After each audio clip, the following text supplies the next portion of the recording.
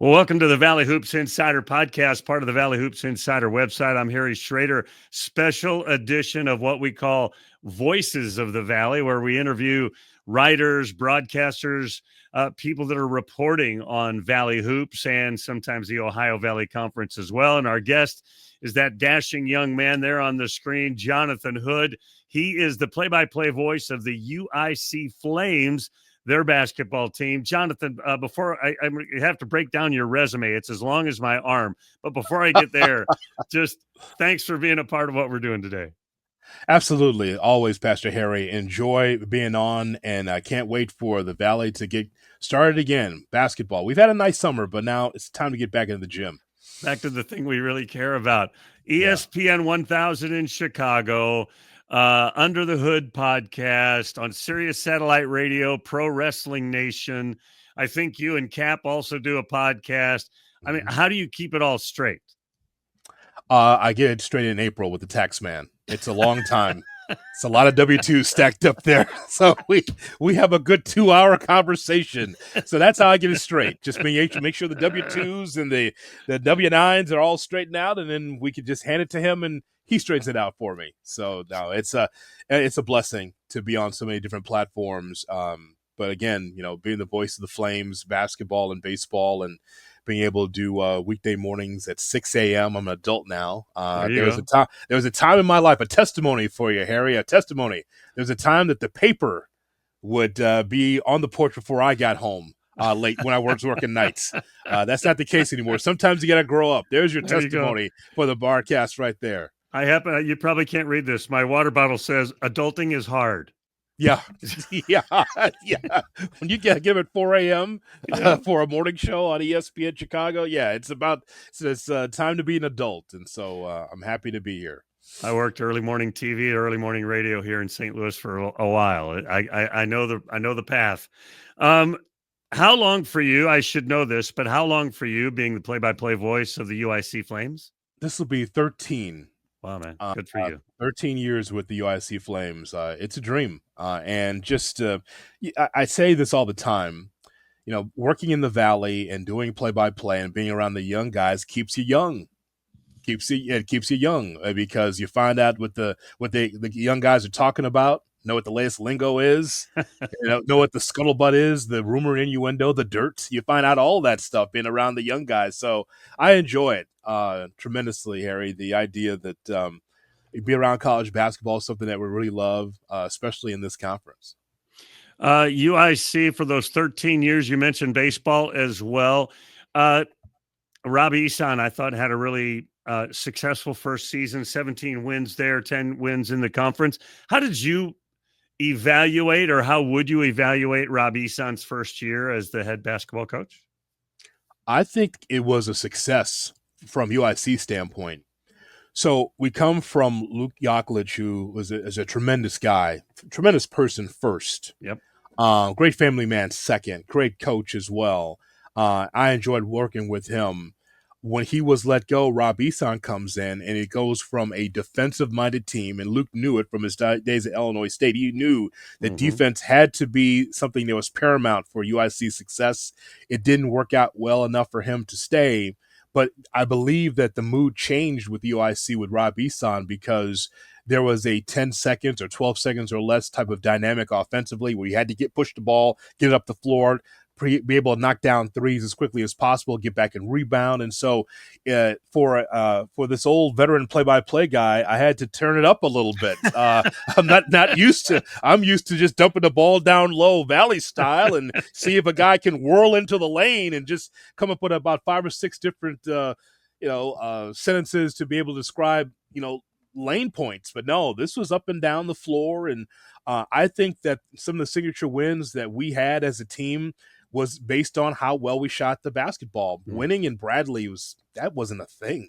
Right. That it's just like we won at Bradley. I was surprised sitting up on the second level. Said, "Well, is that us down there? Is that the Flames getting it?" I was like, "My God!" Being able to non-conference beating Yale, beating Dartmouth, upsetting Drake. I mean, so a lot of that comes from Rob Eson. It's just not even him. It's him along with his assistants as well. I think that last year was a success for UIC. We hadn't seen basketball and the amount of points scored that much in a long time with the Flames. Yeah, 76, over 76 points a game for the Flames Yeah. last year. Uh, and as is the nature of the beast right now, massive roster turnover, which surprised me a little bit because they did have success, but players seem to scatter to the wind for most programs season after season, and really only Ahmad Henderson coming back of anybody that played significant minutes. How would you evaluate Rob's first real off season as the head coach of the Flames and rebuilding that roster? I told him when he was first hired with UIC, I said, I really like the roster. I said, but coach, we're in the Valley and there's going to be a need for some beef and some toughness on the inside. I think that he understood that as the season progressed, where he loved his players, but the idea that when you have some rough and tumble guys in our league, you're going to need to be able to have size. And I think that here in the offseason, getting Makai Lowry or Sam Silverstein or Chris Walker, Ante, there's a number of guys that are 6'6" and taller. There's your size.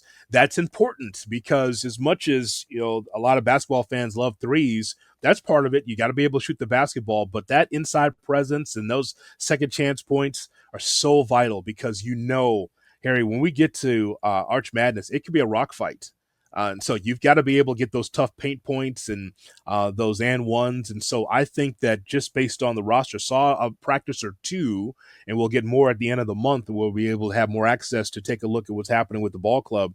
I just think that the size is there. It is led by Ahmad Henderson, who had some tremendous games for the Flames, and I think a very good year for him. Elijah Crawford, Josiah Hammonds, that adds to the guard spot as well. So I think shooting will be a plus for this team like last year, but I believe size will be a factor, and toughness will be a factor. Maybe a little different than from year one to year two in that regard. I'm going to take it out of order because of what you just said. I saw Bellion in the OVC playing for Little Rock. He's a really solid post guy. And you mentioned some of those other players. You really do have to be physical in the Missouri Valley Conference, don't you? Yeah, there is no question about that. And if you don't feel it in the regular season, that's okay. You'll probably end up playing them again in Arch Madness. There's nothing like the mad scientists that are the assistant coaches where their eyes are bleeding because they've watched so much film. They will find a way and find out from game to game what your weaknesses are, and they will be exploited. I think you and I and the rest of the media and fans really enjoy Arch Madness when we get to St. Louis.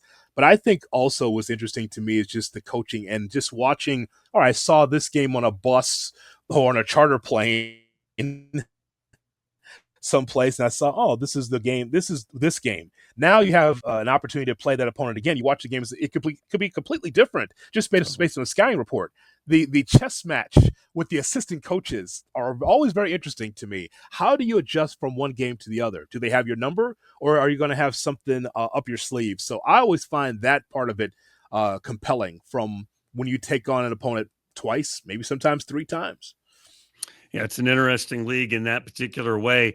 You guys had a couple of guys, Carlos Harris and Jason Nathaniel last year, who came to the program really highly touted. And I think Harris was hurt all year or hurt long enough that they redshirted him, and Nathaniel only 3 games. Do they still have high hopes for those 2 young men because they came with good resumes? Yeah, Luke Yaklich was someone that really scouted Harris a lot. He knew what toothpaste he'd have in the morning. He knew what he'd had for breakfast. He was there, and he scouted him and got him into the program. I believe that he is part of their rotation. I believe that they think highly of him. Now it's just about the tutoring, because when you're away for a long time, now how do you mold and shape that young player? Highly thought of in the Chicagoland area as far as what he did in high school. Jason Daniel is unrecognizable. It is amazing, these kids, man, to go from learning and watching what you do from the bench, and then have an off season in which you put on what I would consider 20 pounds of muscle.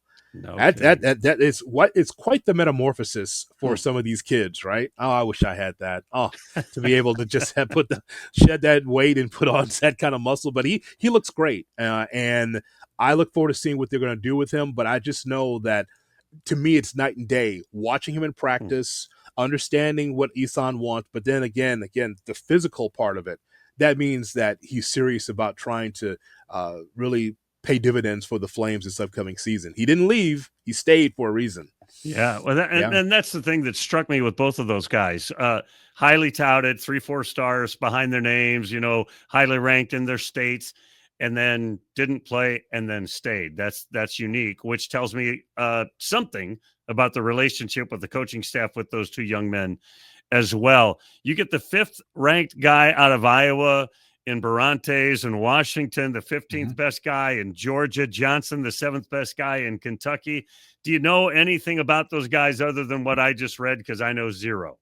No, I saw them practice, and again, I need to see more practice time from them. I know they come highly touted, and again, a number of things that come into play. Some of those guys you mentioned, I think one of them was a guard. I think a Hmm. couple of them are uh, threes or fours on the floor. That size matters, and that experience matters as well. So, again, when we get to the end of the month, I'll be able to see more of them, Harry. But as far as I can see, there's energy from the practices that I saw, and I look forward to seeing which guys will be part of the rotation that Rob Eson and the coaching staff can trust. How has the transition to the Missouri Valley Conference progressed at UIC? Sometimes, like I look at a program like Valparaiso, who has struggled to fit, honestly, and they're fitting more and more. And I wonder just how well the university or the programs have adjusted, adapted, and belong in the Missouri Valley Conference. I could just tell you that around campus, I think people are very pleased that UIC is part of the Missouri Valley. I can only go by what people tell me. I'm certainly happy to be in the Missouri Valley. Shorter trips, shorter car trips. Nothing against the Horizon League, but still, I prefer being right here in the Missouri Valley. So I can only go by that. I would also say, Harry, the problem is that I continue to pack these 4 outfits for Arch Madness. So clearly, it's not going well enough because I've only used I only used 2 last year. I like to use all 4 outfits. By the way, I've got suits and I hit them dry clean right before we go to St. Louis. Perfect. I can't use them if we're not staying long enough. That's a problem. So as far as the relationship with the Missouri Valley, I think that's great. But I'd like to stay longer to just to sit down and break bread with you. But if we keep getting eliminated, I can't break bread with you. So hopefully, You maybe can 4 days stay. this time. You can stay. I have some of the guys that spend time at my house. It's all right. You can stay longer. I'd like to also play Yeah. Well, while I I'm in get St. that. Louis. I would like for us to stay a little longer. Hopefully that would be the case this year. But I just think that I just remember a couple of years ago when we made that choice, going to the Missouri Valley. I think people are very excited. I just I remember being in Springfield, Missouri. I was in an Uber, and the guy saw me with my UIC fit on, and he said, "UIC, huh? I'm so glad Loyola's out of there. It's so glad that you got it. Chicago's part of this conference." I said, "Well, thank you, sir." He was so happy. He said, "Boy, you guys, you seem like a top shelf fit for us. That's great. So glad to get Loyola out of there." I said, "Well, thank you That's very funny. much, sir." Well, that left-handed compliment. In this, we talked about recruiting and getting players in. A lot of Division I transfers into the program. In this, I call it the portal pandemic. In this environment of NIL, rev share, instant transfer, how has UIC progressed in developing its financial status in terms of being able to, dare I say it, pay the players? I know that they've been working on it. Of course, I'm not privy to those things, and the reason why is because they know that I will snitch. So that's why. So that's why the doors are locked when I go into the facility. So that's why I can't answer that question. I mean, listen. I'd love to have my beak in there to be able to give you the insight of that. But I know that the men and women are working hard to be able to try to help that cause. I hear that buzz around the campus all the time. So I can't break any news here about a dollar amount, but I just know that they're working it all the time. But I think that what will happen here, Harry, is that when you become the czar or the commissioner of college athletics, this nonsense will stop. Once you no once you doubt, if have I was the czar, it'd be over. Yes. You're right. Yeah, I know. Once Pastor Harry's at the top of this thing, at the apex of this thing, we're going to get back to normal. Yeah. Basically, I know that we all have to adjust, but things adjust back. Things can readjust when someone runs this thing. This will not be a conversation, I'm sure, somewhere down the line. It's really a difficult territory to navigate. I think for the coaches, the administrations, the fundraisers, and am I raising money for the university? Am I raising money for the basketball program, or am I raising money for Ahmad Henderson? It's involved for all of those people. Are there any noticeable NIL deals you see Ahmad or somebody else on commercials, or wearing somebody's shirt, or eating at somebody's restaurant? I mean, are any of those things kind of noticeable to the naked eye? It's hard to do that when the Chicago Bears are taking up all the money around here. It's hard to be able to. Maybe it is. I can't see it between the Bulls and the Bears and all the sponsorship deals they have. Maybe it is. I just have not seen that.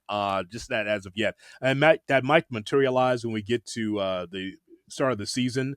But there's so many Bears here getting free meals and getting free swag, and so many Bulls players as well, that I can't see the college athletic, the student athlete, with anything that's from a sponsor just as of yet. Talk to me about the coaching staff, the tenor around the team. What I mean is, I've talked to Rob a number of times, really enjoyed my conversations with him. I think he's one of the, you've been around this game like I have been, and I'm no expert, but when I meet coaches and I talk to them, I think, ooh, I'm not sure he's a head coach. But, when I've talked to them, I get that vibe. And immediately talking to Rob Eason, I thought, oh, dude's a head coach. Like, he knows what he's about.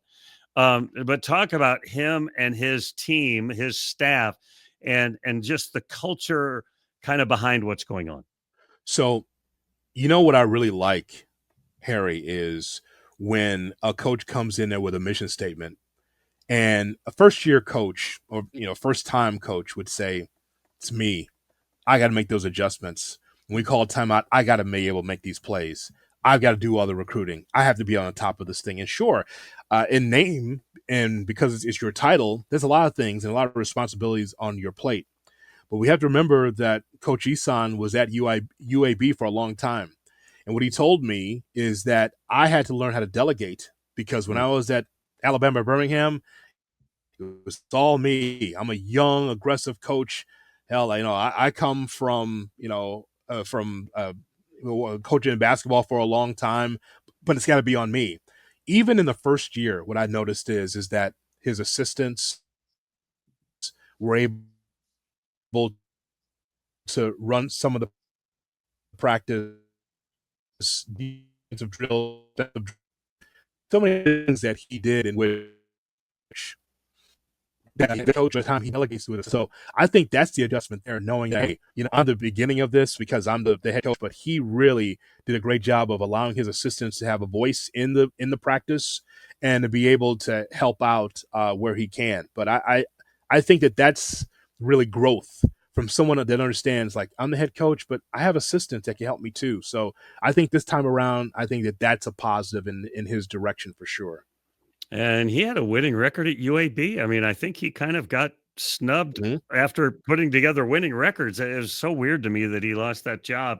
And so I anticipate him doing well. And you mentioned some of those big wins. First year coach, meaning first year at that program, almost tons of the players were first year guys with him. And yet he was able to be the floor general that got them through to some very significant wins. That tells me a lot about his leadership as well. Yeah, I believe so. A guy that really understands the game, understands it's about offense. He's talks to people in the NBA. So here's what's great: when you have a connection, not only in college basketball but also in the NBA, and goes to practices in some of the NBA cities and says, okay, well, how do they run things? What could I use from that? Just a very smart guy. Eson's on top of it. And a guy that, again, has brought something completely different, Harry, than what we've seen at UIC for a long time. Listen, I started with Howard Moore, and God bless Howard Moore. Loved him as a person and as a coach, but he tried to run the swing at UIC, and it's just like, and he comes from Wisconsin because he played in it, coached Sure. in it, and just like, oh man, you need swing players to run the. I mean, you want to win games 40 to 39. You need swing players to get that done, right? And so that all comes from being, when you're a first year coach. This is what worked when I played. Mm. Well, with more seasoning, you realize, well, I need to be able to adapt to the players. What do they need? What can I get the most? Can I get the most out of the players, offensively, defensively, all the different things? So I think that Rob understands that based on the personnel, based on the players that he brought in, that he can be able to put a system in which the players are happy and they can put on a winning product. We saw that last year. I don't see why that can't be the case this year. I do want to shift gears because I don't want to keep you all day long. The podcast, not podcast, on Sirius Satellite Radio, Pro Wrestling Nation. Mm-hmm. I was stunned when WWE made the move to be a part of the ESPN family. And I guess maybe I've got this correct. The pay-per-views are going to go away. They're just going to be on ESPN, or it's going to be part of my ESPN package. That's a monumental shift in that industry. Do you agree? Yeah, there's no doubt. So in the late 80s, I say 88, 89, the American Wrestling Association, run by Vern Gagne, was on ESPN 5 days a week.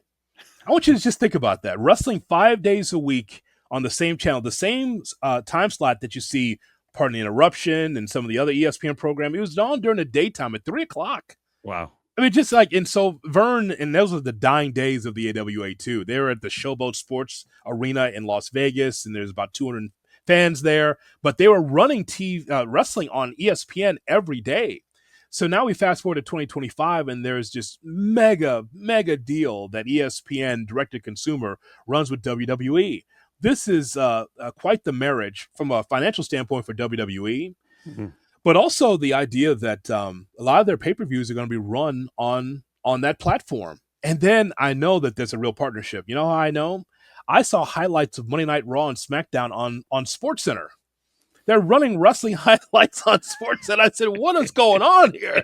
I said, listen, you and I know it's a show, Harry, right. But the idea, I mean, do you think Sam Munchnick would have loved to have a St. Louis wrestling at the Chase? No doubt. On the regular TV? I mean, no doubt. My God. I mean, it's one thing it was on KPLR, but the idea, could you imagine just on the regular news, just the highlights of the wrestling at the Chase in St. Louis back in the day? But I think that this is great for wrestling, because on the highest platform, wrestling is on ESPN, and we haven't seen that in many years.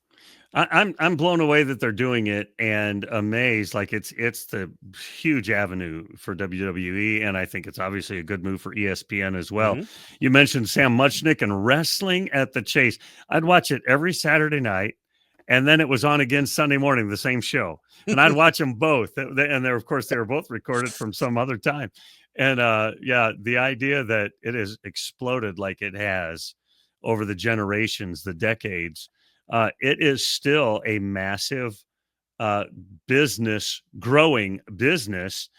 Tell people about your Sirius Satellite show, Pro Wrestling Nation. Interview guys, talk about results, or you talk about the business of it, you talk about all of it. Yeah, I do.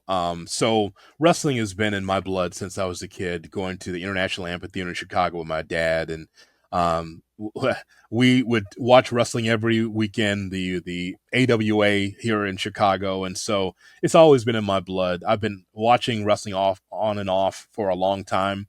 And so I'm on Pro Wrestling Nation on Sunday mornings and do some fill-in on Sirius XM. I got my own podcast as well, Good Karma Wrestling. Where is it? Behind me. There it is. Good Karma Wrestling. And so I keep up on the new school and the old school as well. This just came in.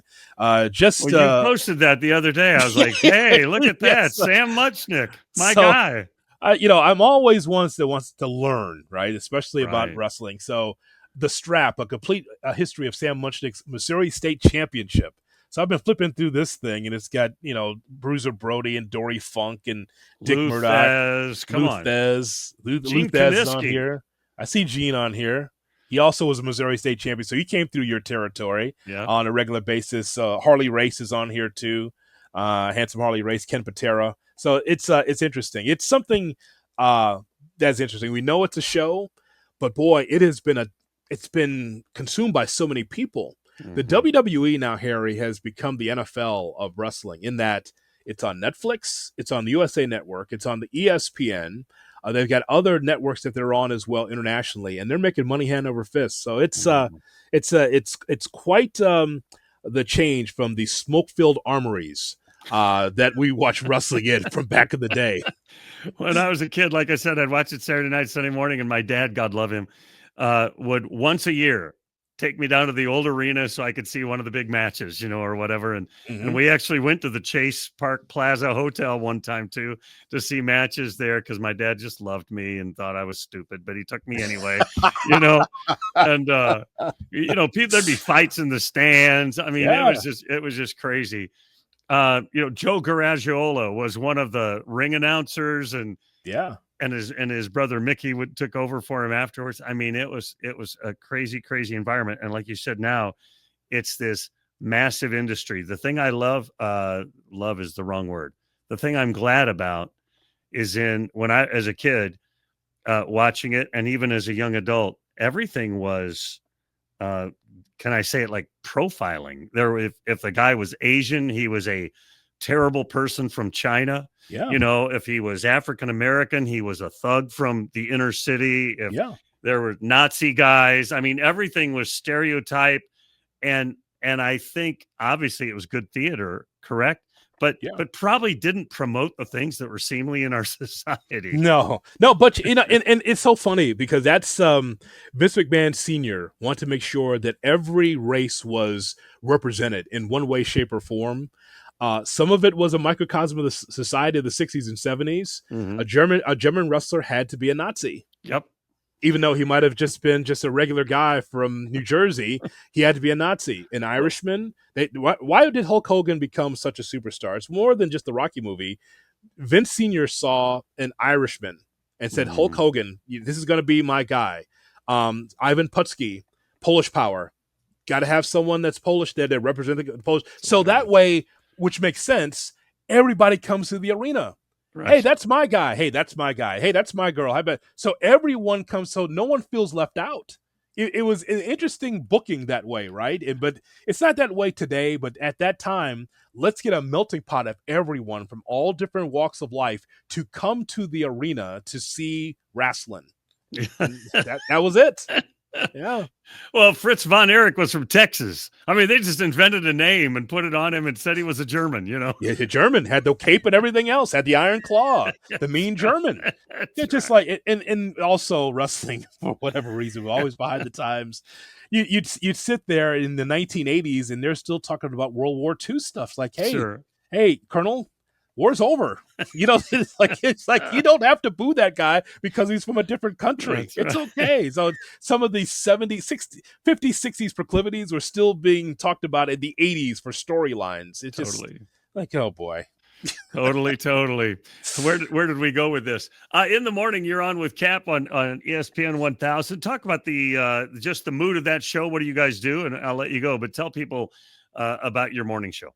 Yeah, so we celebrated 5 years in late August doing the Cap and J Hood morning show. And we moved up, as I mentioned, we were at 7 to 10. Now we're 6 to 9, which is just a blessing, by the way, because when you move up, the higher-ups think a lot of you to be able to be in that time slot. In Chicago, absolutely. That traffic's that's a bear. So 6 a.m. so we can be with the people listening that's going, really bearing down with that traffic. And so, obviously we're the home of the Bears and the White Sox. So a lot of Bears talk and Chicago sports, and we get around the NFL pretty good too.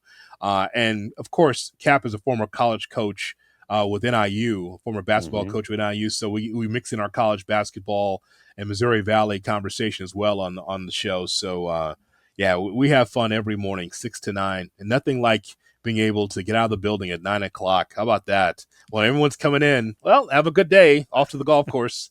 So yeah, we're having fun every morning. I used to work morning TV here in St. Louis, and I would go back into the station sometimes during the day to do whatever. I didn't know anybody that worked there because I was the early morning guy. Yeah. Like, who are you people? I don't even know anything. I don't never even seen you before. Yeah, it's fun. A lot of fun. Give us the over and under on Bears wins this year, and then we'll let you go.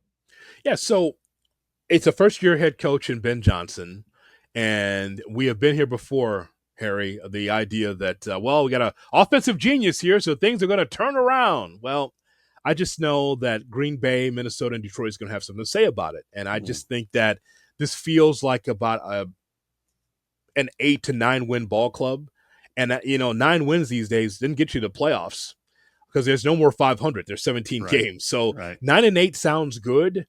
I don't know if that gets you the playoffs, but for a first-year coach with a lot of weapons that they added offensively, new offensive linemen, they added 2 new defensive linemen. So this general manager felt the heat because he made a lot of changes, sweeping changes to try to help the ball club. But I still feel like in its infancy, it feels like about 9 wins, and that's a far cry from the 5 that we had to deal with last year. So I'll take a 4-win bump and then go on from there. And do you have confidence in your quarterback? Yeah, I like Caleb Williams. Absolutely. I like him because he's coachable. He says, I want to be coached hard. He may look like he's on the cover of Vanity Fair, but, with his London fog. It's not even London fog coat. I'm not sure what it is. Whatever the latest fashion is of a coat, that's what he's wearing now. He's got the fancy bag and all that. But, he comes from USC. Right. If he came from Podunk U and was in Chicago, he would have a lot of problems dealing with the press up here. But he came from USC, and I tell Cap all the time, USC is on the same level as the Rams and Chargers as far as media accessibility. Like he was under a big, big light in California. And now coming to Chicago, he says, I can handle the press and the pressure because I had it in Los Angeles as a college player at USC. So he can handle it. I think that he's going to be a solid quarterback. He'll be better than he was this past season, but it's still – the staircase effect, a work in progress, not just for Caleb, but the rest of the Bears as well. 9 wins would be a good season. Jonathan Hood, thanks for your time. Folks, find him on Sirius Satellite Radio, Pro Wrestling Nation, the Good Karma Podcast, Under the Hood, ESPN 1000, 8 other things that I can't remember that he does. Jonathan, I super appreciate your time today. Ask my tax man. He'll give you an email. Appreciate it. Hey, I'm supposed to do this when I do podcasts. I'm supposed to tell people, if you like this, like and subscribe. I've never done that ever. Jonathan, you are helping me build this massive YouTube format right here. Yes. Make sure you like, share, and subscribe to Valley Hoops Insider. That way everyone knows, hey, don't be so selfish. Share it out to other people so that they can experience how great this podcast is. Wow. When it explodes, I might have to send you more money. All right. That'll do it for us. Jonathan, thanks again, folks. Thanks for tuning in, being a part of the broadcast today. And remember, since you've been there, make it a better place. We'll see you again real soon.